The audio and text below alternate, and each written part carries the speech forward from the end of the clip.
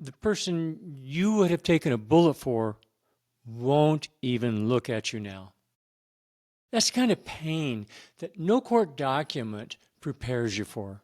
Now, I lost every single battle during and after the big divorce. Yeah, every battle, every one. Basically, I got my ass handed to me. But, and this is a big but, I won the war on two fronts.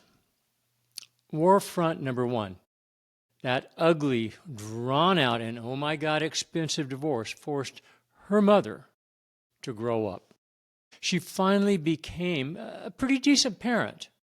Now, war front number two, my daughter, my darling little baby girl, was intentionally turned against me. Now, that estrangement has lasted, well, 50 years, and that sounds like defeat. In many ways it is, but it isn't. It really isn't, because I know how long and how hard I fought for her. I know that without that fight, she would have had a much, much darker childhood. And when I look in the mirror today, I see a man who did not run, a father who stood his ground. That's where my self-respect lives. It lives in the knowledge that I became the man I always needed to be. Rejection by a child cuts deeper than betrayal by a spouse, by far. When a parent leaves, it wounds your ego, your masculinity. A lot of things get hurt, but when a child turns away, that wounds your soul. It confuses everything. The instinct to protect collides with, bam, with the need to survive. You question every memory, every decision. You start asking, did I fail? Did I fail her? Or did the story just get rewritten? The truth is usually both simpler and crueler. You were never the villain. You were edited out of someone else's narrative. Parental alienation is manipulation dressed as loyalty.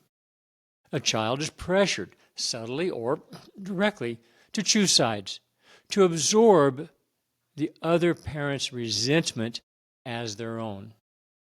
It happens quietly, through tone, through omission, through stories retold until truth just dissolves. And the child, desperate to belong, learns to reject the very parent who once taught them how to love. Now, their rejection isn't evidence of your failure. It's evidence of the damage done around them and to them. You're not hated for who you are. You're rejected because of your presence triggers someone else's guilt.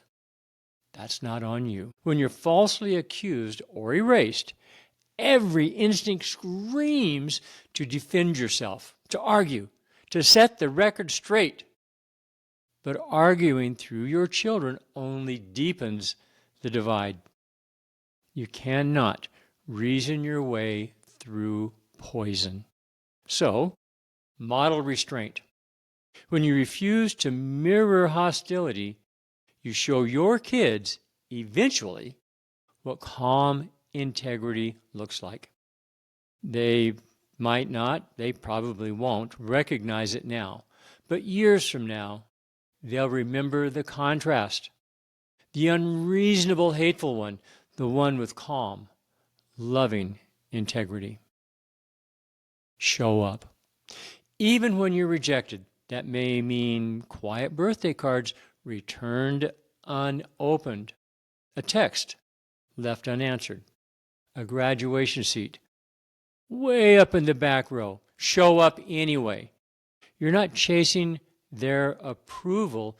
You're proving your consistency. Small gestures, a note, a gift, a prayer, become anchors in their memory. Someday, they'll realize you never disappeared. You simply stopped fighting chaos with chaos. Your worth as a father isn't determined by how your children treat you. It's proven by how you remain when they don't. They may call you names to your face or behind your back. They may rewrite history. They may pretend you never existed. That's their pain speaking, not their essence.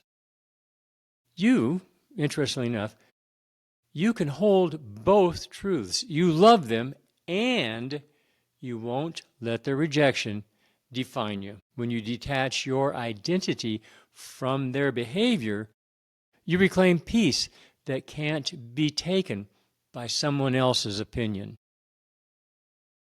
You can't control what is said about you, but you can control what's true of you.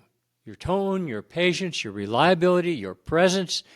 Every calm response builds a quiet case for who you really are. Be the safe space, even from a distance, because someday, when the lies start to collapse, your steadiness will be the only truth left standing. Alienation just drains the spirit.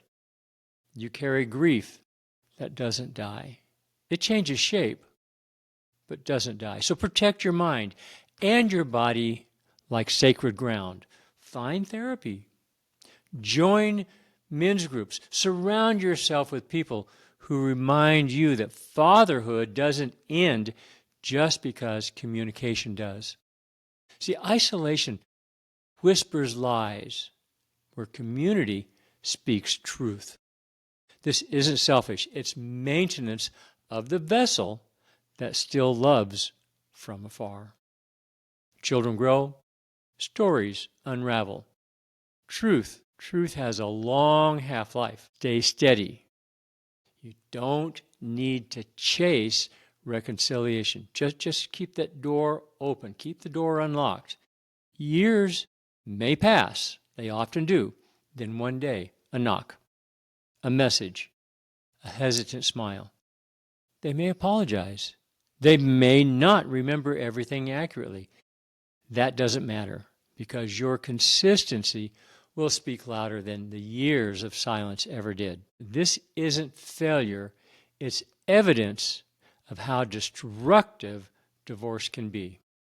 It shows how deep a father's love runs, even after rejection. He still hopes.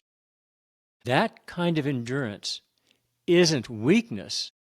It's sacred masculinity. It's what separates bitterness from wisdom. You fought a war for your child's well-being. Even if you never get the reunion you deserve, you still won something priceless: self-respect. You remain the man you promised yourself you would be. If kept, this space could hold brief reflective actions: writing letters you never send, lighting a candle each birthday, serving as a mentor to another father in pain. Each act transforms grief into purpose. Your kids may turn away today. The story is far from over. You are still their father. That truth doesn't expire. Stay steady, stay kind, stay real, because one day they may need to know that despite everything said about you, you never stopped loving them. And when that day comes, let them find a man who never gave bitterness the last word. If you face this pain, what helped you stay steady? Share it below, because somewhere another father needs to know he's not the only one still standing.